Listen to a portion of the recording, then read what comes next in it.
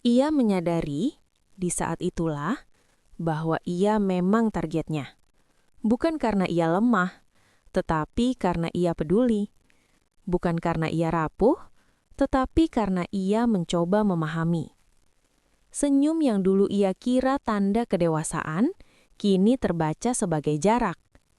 Ketenangan yang dulu ia kagumi, kini terlihat sebagai cara menjaga kendali. Cinta itu tidak meledak, tidak menghancurkan dengan kasar. Ia mengikis perlahan sambil tersenyum. Sebelum ceritanya dimulai, silakan tulis di kolom komentar dari daerah mana saja teman-teman yang menonton cerita ini. Jangan lupa like dan subscribe agar channel ini semakin berkembang dan bisa mempersembahkan cerita yang lebih menarik lagi. Pagi di rumah itu selalu dimulai dengan cara yang sama. Cahaya matahari masuk melalui celah tirai yang tidak pernah sepenuhnya dibuka, cukup untuk memberi tanda bahwa hari telah berjalan, tanpa benar-benar mengganggu ketertiban yang sudah disusun rapi. Jam dinding berdetak pelan, nyaris tidak terdengar, seolah paham bahwa suara terlalu keras tidak dibutuhkan di tempat ini. Di dapur, air mendidih tepat pada waktunya. Kopi diseduh dengan takaran yang sama setiap hari, dan 2 cangkir diletakkan berdampingan tanpa pernah bersentuhan. Rumah itu tidak pernah berantakan, tidak ada sepatu yang tergeletak sembarangan, tidak ada pakaian menumpuk, tidak ada piring yang dibiarkan semalaman. Semua punya tempatnya masing-masing, seolah setiap benda telah menandatangani kesepakatan untuk tidak saling mengganggu. Lemari disusun berdasarkan warna, jadwal ditempel rapi di pintu kulkas, dan catatan kecil ditempatkan di sudut meja, pengingat belanja, jadwal servis mobil, tanggal jatuh tempo tagihan. Segalanya berjalan efisien, fungsional, dan nyaris tanpa celah. Pernikahan mereka sering disebut dewasa oleh orang-orang di sekitarnya. Tidak ada pertengkaran besar yang terdengar hingga keluar rumah. Tidak ada drama yang harus dijelaskan pada keluarga atau teman. Mereka tampak seperti 2 orang yang tahu apa yang mereka lakukan ketika memutuskan untuk bersama. Rasional, stabil, dan tenang. Terlalu tenang. Suaminya adalah pria yang selalu tahu apa yang harus dikatakan, dan lebih penting lagi, bagaimana mengatakannya. Nada bicaranya datar, terukur, tidak pernah naik terlalu tinggi, tidak pernah turun hingga terdengar dingin.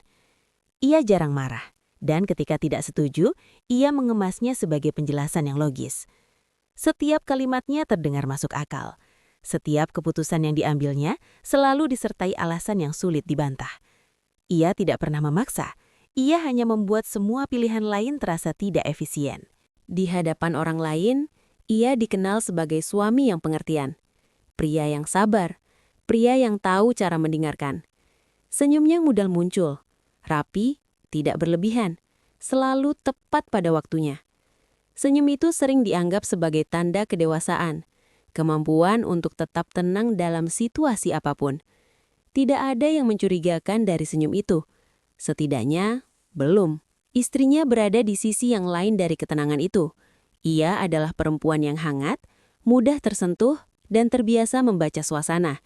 Ia tahu kapan harus diam, kapan harus berbicara, dan kapan sebaiknya mengalah demi menjaga keseimbangan. Ia tidak pernah merasa keberatan dengan peran itu.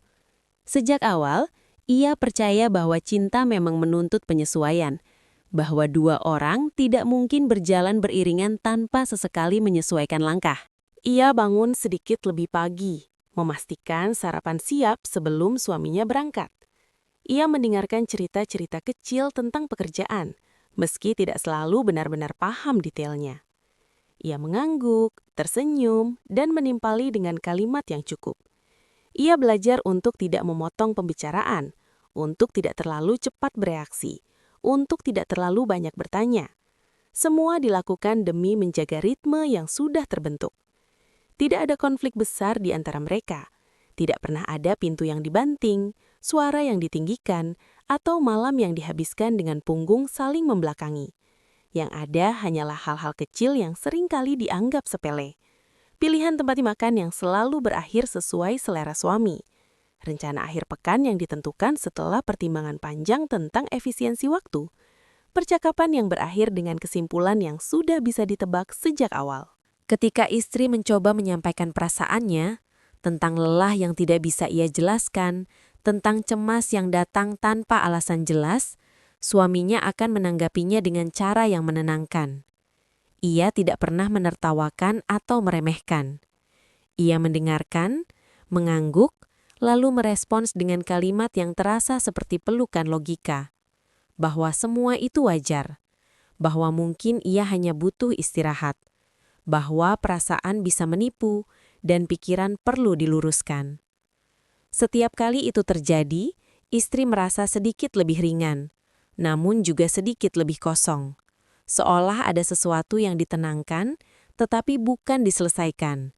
Emosinya tidak ditolak, tetapi juga tidak benar-benar diterima. Ia diajak untuk memahami, bukan untuk dipahami. Dan karena suaminya tidak pernah terlihat salah, ia belajar untuk merapikan perasaannya sendiri sebelum mengungkapkannya. Senyum suaminya sering muncul di saat-saat yang seharusnya serius. Saat istri terdiam lebih lama dari biasanya, senyum itu hadir sebagai penenang. Saat suara istri bergetar karena menahan tangis, senyum itu muncul sebagai penanda bahwa semuanya masih terkendali. Senyum itu tidak pernah kasar, tidak pernah sinis. Ia hanya ada, tenang, stabil, dan tak tergoyahkan. Rumah itu, dengan segala keteraturannya, memberi rasa aman. Tidak ada ancaman yang terlihat. Tidak ada tanda bahaya yang jelas. Setiap masalah seolah memiliki solusi, setiap ketegangan segera dirapikan sebelum sempat tumbuh. Namun justru disitulah sesuatu mulai terasa janggal. Karena di rumah yang terlalu aman, kegelisahan tidak punya tempat untuk bernafas. Istri mulai terbiasa menahan kata-kata di ujung lidahnya. Bukan karena takut, melainkan karena ia belajar bahwa tidak semua hal perlu diucapkan. Ia mulai memilah perasaan mana yang pantas dibagikan, mana yang sebaiknya disimpan sendiri. Ia mulai menyesuaikan nadanya agar tidak terdengar berlebihan. Ia mulai merapikan emosinya sebelum memasuki ruang bersama. Semua itu terjadi perlahan, tanpa paksaan. Tidak ada satu momen pun yang bisa ditunjuk sebagai awal dari perubahan. Tidak ada garis tegas yang memisahkan sebelum dan sesudah. Yang ada hanyalah pergeseran kecil, nyaris tak terasa, seperti furnitur yang dipindahkan beberapa sentimeter. Tidak mengganggu, tetapi mengubah cara bergerak di dalam ruangan. Di mata luar, rumah itu adalah contoh pernikahan yang berhasil. Di dalamnya, ketenangan terasa seperti aturan tak tertulis yang harus dijaga. Dan di antara dinding-dinding yang rapi itu, ada perasaan yang belum memiliki nama. Perasaan bahwa segalanya terlalu terkendali, terlalu terukur, terlalu aman. Rumah itu berdiri kokoh, tanpa retak yang terlihat. Namun di balik ketertiban yang sempurna, ada ruang-ruang sunyi yang mulai menutup. Bukan dengan keras, bukan dengan paksa, melainkan dengan kelembutan yang membuatnya sulit dikenali sebagai ancaman. Tangisan itu datang tanpa aba-aba, bukan setelah pertengkaran, bukan setelah kata-kata yang melukai, bahkan bukan setelah hari yang buruk. Ia datang di sela-sela rutinitas yang tampak biasa, saat air mengalir di wastafel, saat pakaian dipindahkan dari mesin cuci, saat malam turun dan rumah kembali pada ketenangannya. Tangisan itu tidak meledak. Ia merembes pelan, seperti air yang mencari celah di antara ubin yang tersusun rapi. Istri sendiri tidak selalu tahu dari mana asalnya. Tidak ada satu kejadian yang bisa ditunjuk sebagai penyebab. Tidak ada daftar kesalahan yang bisa disusun rapi. Yang ada hanyalah rasa lelah yang menempel di tubuh, rasa cemas yang sulit dijelaskan dengan kalimat yang runtut. Seolah sesuatu di dalam dirinya terus bekerja tanpa henti, menimbang, menyesuaikan, mengalah, hingga akhirnya kehabisan tenaga. Suaminya memperhatikan perubahan itu dengan cara yang tenang. Ia tidak panik, tidak gusar. Ia menatap dengan senyum tipis yang sama seperti yang selalu ia kenakan ketika menghadapi hal-hal yang menurutnya bisa dijelaskan. Senyum itu tidak menghakimi, ia justru terasa menenangkan, seakan berkata bahwa semua masih dalam kendali. Ketika istri mencoba membuka suara tentang perasaan hampa yang datang tiba-tiba, tentang malam-malam yang terasa panjang meski tidur cukup, suaminya merespons dengan nada yang lembut dan terukur. Ia tidak memotong, tidak meninggikan suara. Ia hanya menyusun kata-kata seperti seseorang yang sedang merapikan kekusutan kecil. Perasaan itu katanya wajar. Semua orang bisa lelah. Semua orang bisa merasa sedih tanpa alasan jelas. Namun, ia juga mengingatkan bahwa pikiran bisa mempermainkan emosi. Bahwa terlalu fokus pada perasaan justru bisa memperbesar hal-hal kecil. Bahwa ada banyak hal yang patut disyukuri. Dan mungkin terasa sedih itu hanya tanda bahwa istri perlu melihat hidup dari sudut pandang yang lebih positif. Kata-kata itu terdengar masuk akal. Terlalu masuk akal untuk dibantah. Istri mengangguk, mencoba menyelaraskan napasnya dengan logika yang disodorkan. Ia merasa bodoh karena menangis tanpa alasan yang jelas. Ia merasa berlebihan karena membiarkan perasaan mengambil alih. Dan sebelum percakapan itu berakhir, ia sudah meminta maaf. Bukan karena suaminya menuntut, melainkan karena itu terasa seperti langkah yang tepat. Permintaan maaf itu keluar dengan mudah. Terlalu mudah. Seolah kesedihan memang sesuatu yang perlu ditebus. Seolah tangisan adalah kesalahan kecil yang harus dirapikan agar keseimbangan kembali terjaga. Hari-hari berikutnya diisi dengan usaha yang lebih keras untuk tetap baik-baik saja. Istri mulai menahan air mata yang muncul tanpa peringatan. Ia menarik napas panjang, mengingat kembali kata-kata suaminya tentang persepsi dan rasa syukur. Ia mencoba menertawakan kecemasannya sendiri, menyebutnya berlebihan sebelum orang lain sempat melakukannya. Setiap kali perasaan itu muncul lagi, suaminya selalu siap dengan penjelasan yang sama, bahwa istri terlalu keras pada dirinya sendiri, bahwa ia terlalu sensitif terhadap hal-hal kecil, bahwa hidup tidak seburuk yang ia bayangkan. Semua disampaikan dengan suara yang lembut, dengan senyum yang tetap terjaga. Tidak ada nada merendahkan, tidak ada kata kasar, hanya logika yang dibungkus kepedulian. Namun di balik kelembutan itu, sesuatu mulai bergeser. Setiap percakapan tentang perasaan selalu berakhir di tempat yang sama. Istri merasa keliru. Bukan karena disalahkan secara langsung, tetapi karena penjelasan yang diberikan selalu membuatnya meragukan apa yang ia rasakan. Ia mulai bertanya-tanya, apakah ia memang terlalu peka, terlalu lemah, terlalu banyak mengeluh. Tidak pernah ada pertengkaran keras, tidak ada suara yang meninggi, tidak ada pintu yang dibanting. Yang ada hanyalah pembicaraan tenang yang meninggalkan sisa-sisa kegelisahan. Setelahnya, rumah kembali sunyi, rapi, dan terkendali. Sementara di dalam diri istri, ada sesuatu yang terus berputar tanpa arah. Ia mulai berhati-hati dalam memilih kata. Setiap kali ingin mengungkapkan perasaan, ia lebih dulu menyuntingnya di dalam kepala. Ia mencari bentuk yang paling netral, nada yang paling aman. Ia belajar untuk mendahului dengan permintaan maaf, seolah itu akan membuat perasaannya lebih mudah diterima. Sedikit demi sedikit, ia berhenti mempercayai reaksi pertamanya sendiri. Jika hatinya terasa berat, ia menunggu penjelasan suaminya untuk memastikan apakah berat itu nyata atau hanya bayangan. Jika ia merasa sedih, ia mencari alasan logis untuk membenarkannya. Dan jika tidak menemukannya, ia menyimpannya sendiri. Suaminya tetap seperti biasa, tenang, rasional, penuh senyum. Ia tidak berubah menjadi sosok yang kasar atau dingin. Justru itulah yang membuat segalanya semakin sulit dikenali. Tidak ada wajah marah yang bisa dijadikan tanda bahaya. Tidak ada kata-kata kejam yang bisa dijadikan bukti.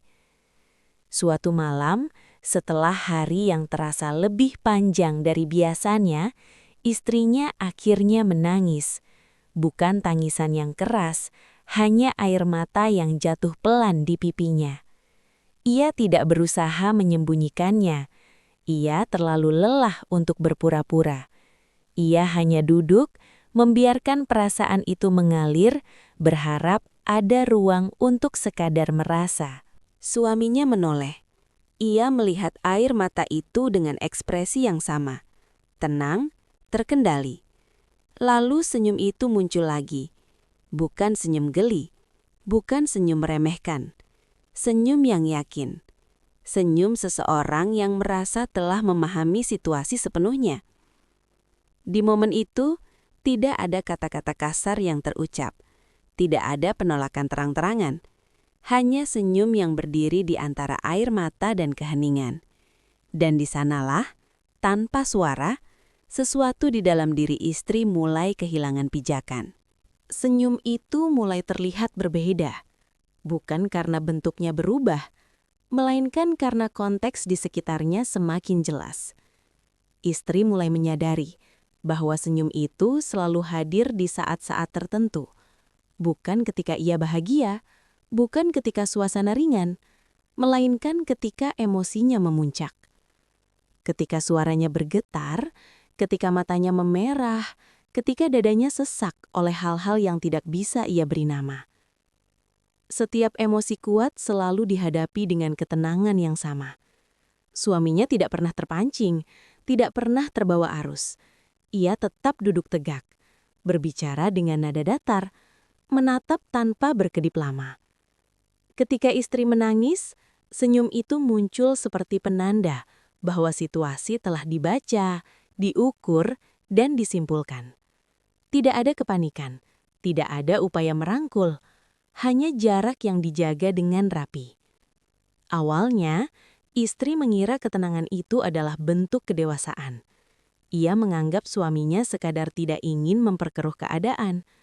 Namun seiring waktu, ia mulai merasakan dingin yang merayap di balik ketenangan itu. Tidak ada ruang bagi emosinya untuk jatuh dengan bebas. Setiap perasaan yang ia bawa seolah langsung dihadapkan pada dinding tak terlihat. Halus, licin, dan tak bisa ditembus.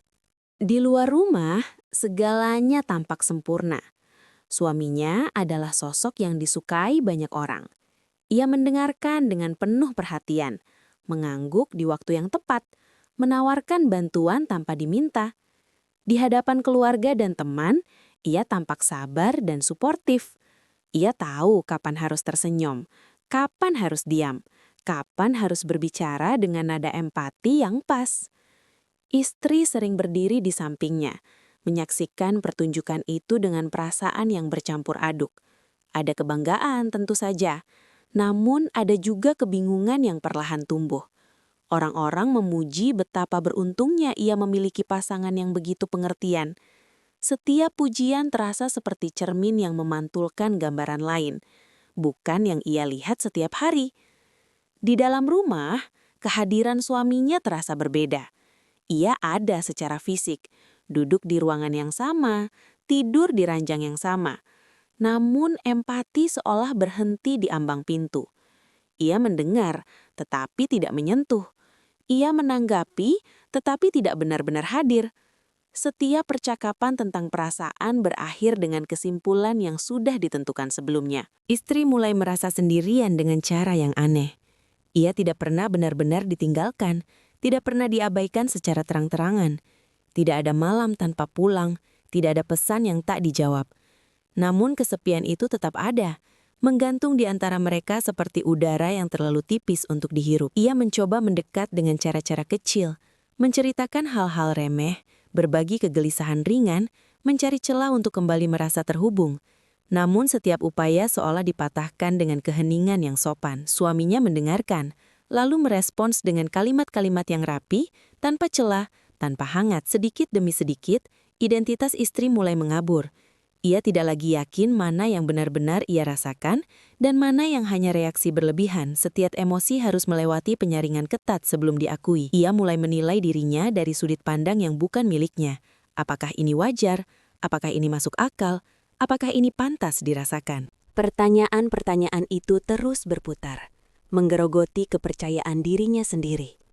Ia merasa seperti berjalan di atas lantai licin, Selalu berhati-hati agar tidak tergelincir ke dalam kesalahan yang tidak pernah didefinisikan dengan jelas. Setiap langkah diukur, setiap kata dipilih dengan cermat. Senyum itu kini terasa seperti penutup. Ia muncul di akhir percakapan, menandai bahwa tidak ada lagi yang perlu dibahas. Senyum itu tidak mengundang dialog, tidak membuka ruang. Ia menutup dengan rapi, meninggalkan istri sendirian dengan pikirannya sendiri. Ada malam-malam ketika istri terjaga, menatap langit-langit, mencoba mengingat kapan terakhir kali ia merasa didengar, tanpa harus membenarkan dirinya. Ia bertanya-tanya apakah pernikahan memang seharusnya terasa seperti ini. Tenang di permukaan, hampa di dalam. Ia mencari kesalahan pada dirinya sendiri, karena itu yang paling mudah dilakukan. Namun, di sela-sela kebingungan itu, muncul kesadaran kecil yang sulit diabaikan. Ia mulai melihat pola, bukan lagi kejadian terpisah. Setiap emosi kuat selalu dihadapi dengan cara yang sama. Setiap usaha mendekat selalu berakhir di jarak yang sama. Senyum itu selalu hadir, konsisten, tak tergoyahkan. Kesadaran itu tidak datang sebagai teriakan atau pencerahan dramatis. Ia datang pelan, seperti bisikan yang terus mengulang hal yang sama. Bahwa senyum itu bukan untuk menenangkan, bahwa ketenangan itu bukan untuk menyelamatkan. Ada sesuatu yang sedang dijaga dengan sangat hati-hati, bukan hubungan mereka, melainkan kendali atasnya. Di titik itu, istri mulai merasa takut tanpa tahu pada apa. Tidak ada ancaman yang jelas, tidak ada bahaya yang bisa ditunjuk. Hanya perasaan bahwa dirinya sedang mengecil, perlahan, di dalam ruang yang semakin sempit. Dan untuk pertama kalinya, ia menyadari bahwa suaminya tidak sedang berusaha memperbaiki pernikahan ini. Ia sedang mengaturnya. Realitas tidak runtuh dengan suara keras. Ia bergeser pelan, hampir sopan, sampai suatu hari istri tidak lagi yakin di mana ia berdiri. Hal-hal yang dulu ia ingat dengan jelas mulai terasa kabur, bukan karena waktu, melainkan karena terus-menerus dipatahkan. Setiap kenangan yang ia pegang seolah ditarik kembali, diputar arahnya, lalu diletakkan di hadapannya dalam bentuk yang asing. Ia ingat pernah menangis di ruang tamu, suaranya tercekat, tangannya gemetar. Namun ketika ia mengingatkannya, suaminya menggeleng pelan, tersenyum kecil, seolah sedang mengoreksi kesalahan ringan. Itu tidak pernah terjadi, katanya. Ia hanya lelah, hanya salah paham. Tidak perlu dibesar-besarkan. Kalimat itu diucapkan dengan keyakinan penuh, tanpa celah, tanpa emosi berlebih. Awalnya istri mencoba bertahan pada ingatannya sendiri. Ia meyakini apa yang ia rasakan, apa yang ia alami. Namun bantahan itu datang terus-menerus, konsisten, rapi. Setiap percakapan lama dipatahkan, setiap emosi lama dianggap tidak pernah ada. Ia mulai bertanya-tanya apakah ia mengingatnya dengan benar atau hanya menciptakan versi yang sesuai dengan perasaannya saat ini.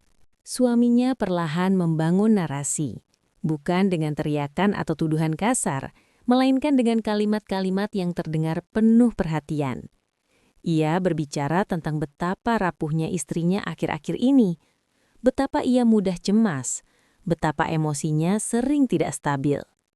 Semua disampaikan dengan nada khawatir, seolah ia hanya ingin membantu, seolah ia sedang melindungi sesuatu yang mudah pecah. Narasi itu tidak hanya tinggal di dalam rumah, ia dibagikan dengan hati-hati kepada orang-orang terdekat, kepada keluarga, kepada teman, kepada lingkaran sosial yang selama ini dipercaya istri. Ia tidak menyebutnya sebagai keluhan, melainkan kekhawatiran.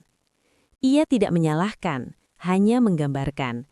Namun gambaran itu cukup untuk menggeser cara orang lain memandang. Perlahan, istri merasakan perubahan. Tatapan yang dulu hangat kini menyimpan tanya. Pertanyaan yang diajukan kepadanya terasa berbeda, lebih hati-hati, seolah mereka sedang berbicara dengan seseorang yang harus dijaga perasaannya. Setiap kali ia mencoba menceritakan versinya, kata-katanya terdengar berlebihan bahkan di telinganya sendiri. Ia terjebak di antara dua pilihan yang sama-sama melelahkan. mempertahankan harga diri dengan bersikeras pada kebenarannya sendiri, atau membuktikan kewarasan dengan menyesuaikan diri pada narasi yang sudah terlanjur terbentuk. Setiap upaya untuk meluruskan terasa seperti memperkuat stigma yang ingin ia bantah. Setiap diam terasa seperti pengakuan. Tubuhnya mulai bereaksi lebih dulu daripada pikirannya. Malam-malam menjadi panjang dan gelisah. Tidur datang sebentar lalu pergi, meninggalkan jantung yang berdebar tanpa sebab jelas. Ada saat-saat ketika ia duduk diam, menatap satu titik, merasa mati rasa, seolah emosinya telah kehabisan tenaga untuk muncul. Ia mulai mencatat hal-hal kecil, mencoba berpegang pada bukti bahwa ia tidak mengada-ada. Namun bahkan catatan itu pun terasa rapuh. Ia takut suatu hari akan membacanya kembali dan meragukan tulisannya sendiri. Realitas menjadi sesuatu yang harus dibuktikan, bukan lagi dialami. Suaminya tetap tenang. Senyum itu masih ada, konsisten, seolah tidak tersentuh oleh kekacauan yang terjadi. Ia berbicara dengan keyakinan yang sama, menjaga citra yang sama.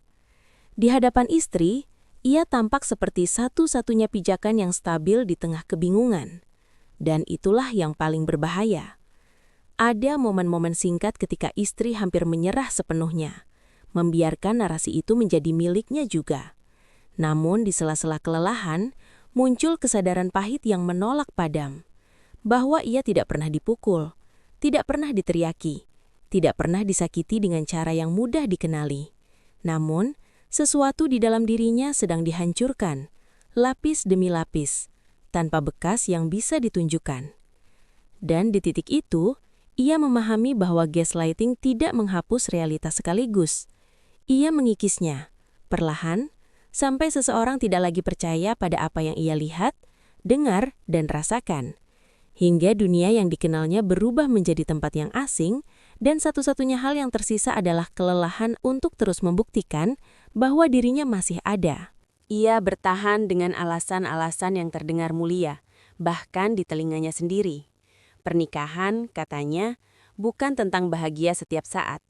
Citra, katanya, perlu dijaga karena dunia tidak pernah ramah pada perempuan yang dianggap gagal. Harapan, katanya, selalu layak diberi waktu. Ia mengulang kata-kata itu seperti doa yang dihafal. Bukan karena yakin, tetapi karena takut jika berhenti mengucapkannya, segalanya akan runtuh. Bertahan menjadi kebiasaan. Bangun pagi, menyiapkan hari dengan wajah yang cukup rapi untuk meyakinkan orang lain dan dirinya bahwa semuanya baik-baik saja. Ia mempelajari cara tersenyum tanpa bertanya, cara mengangguk tanpa menyetujui, cara diam tanpa benar-benar tenang. Setiap hari adalah latihan menahan diri, seolah penderitaan bisa dinormalisasi jika dilakukan cukup lama. Ia membela suaminya bahkan saat dirinya sendiri remuk. Di hadapan orang lain, ia merapikan cerita, menghapus bagian yang terasa memalukan, menambahkan alasan yang terdengar masuk akal. Ia mengatakan suaminya lelah, sibuk, tertekan. Ia mengatakan itu pada orang lain, dan kemudian mengatakannya pada dirinya sendiri. Jika ia bisa menjelaskan semuanya, mungkin rasa sakit itu akan berubah menjadi sesuatu yang bisa diterima. Dunia luar melihat hubungan mereka sebagai pernikahan ideal. Tidak ada pertengkaran yang terdengar, tidak ada drama yang tumpah ke permukaan. Foto-foto tampak tenang, percakapan terdengar dewasa. Orang-orang memuji kestabilan, kedewasaan, ketenangan. Istri menerima pujian itu dengan perasaan yang campur aduk, antara lega karena tidak dipertanyakan dan perih karena tidak terlihat. Setiap kali kebahagiaan tidak hadir, ia mulai menyalahkan diri sendiri. Mungkin ia kurang bersyukur. Mungkin ia terlalu banyak berpikir. Mungkin kebahagiaan memang bukan hak semua orang.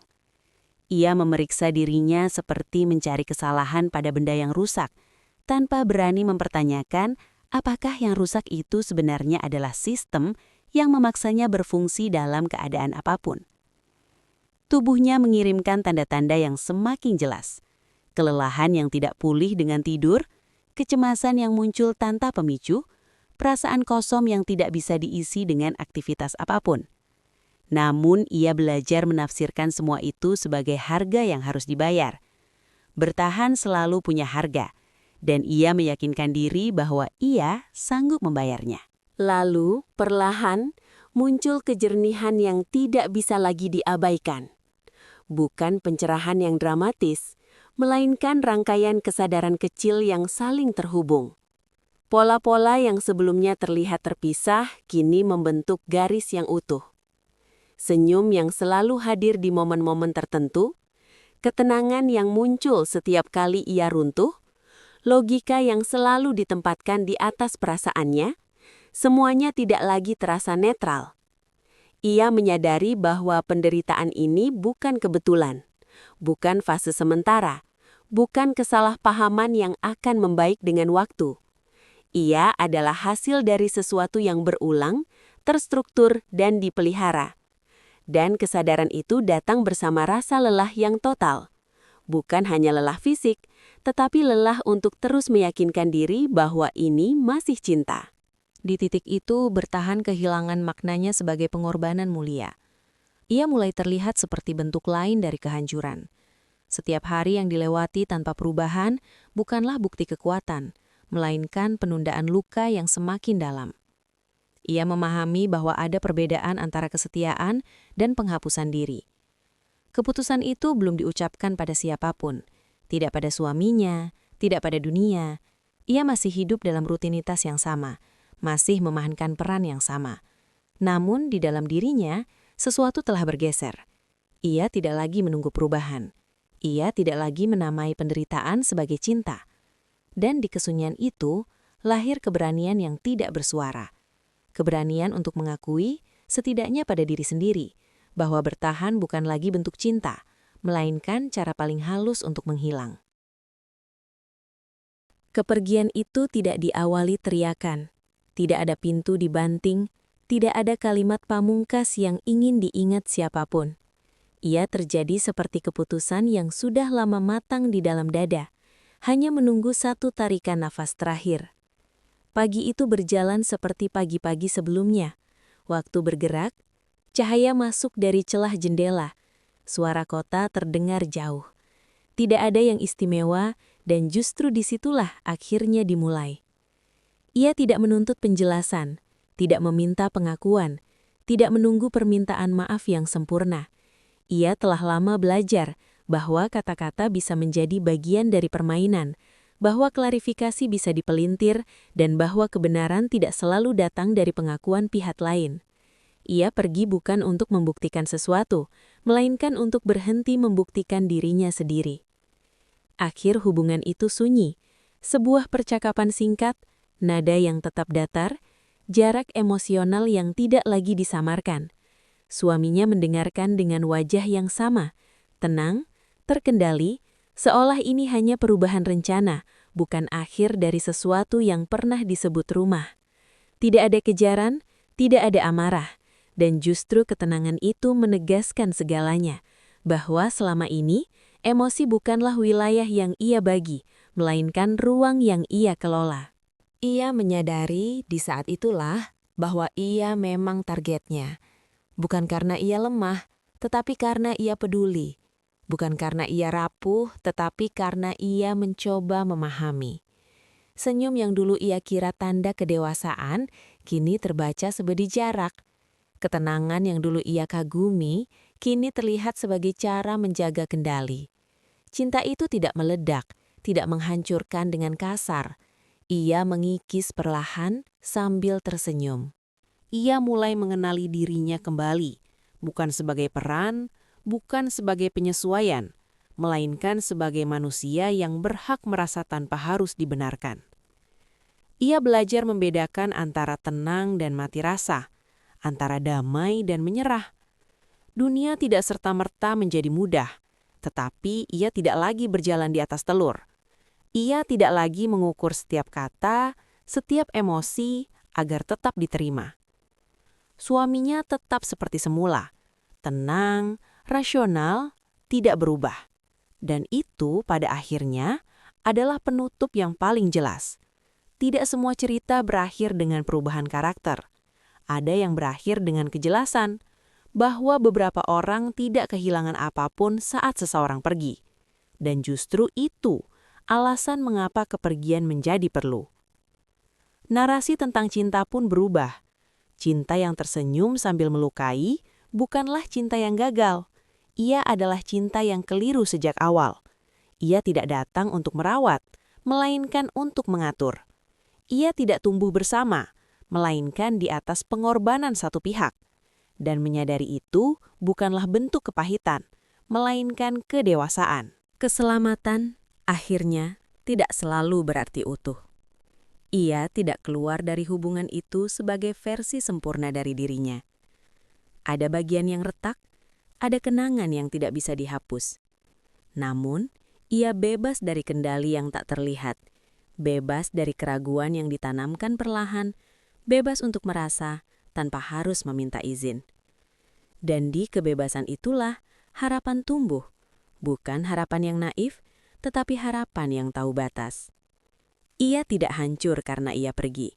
Ia hampir hancur karena ia bertahan. Dan dengan menyadari itu, ia melangkah ke depan. Pelan, tidak sempurna, tetapi miliknya sendiri.